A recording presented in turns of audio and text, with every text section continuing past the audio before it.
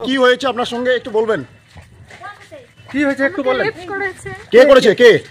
আব্দুল মান্নান। কবে? 14 তারিখ। কোথায় নিয়ে গেছিল? পিছন থেকে সরেন না। ওর বাড়িতে নিয়ে গেছিল? ওর বাড়ি জুড়িপাড়া। আর আর কি কি হয়েছিল তোমার সাথে? রেপ করছে, মারার চেষ্টা করছে, অনেক মারছে, সারা শরীরে বোতল দিয়ে মেরে আমার মাথা ফেটে দিয়েছে।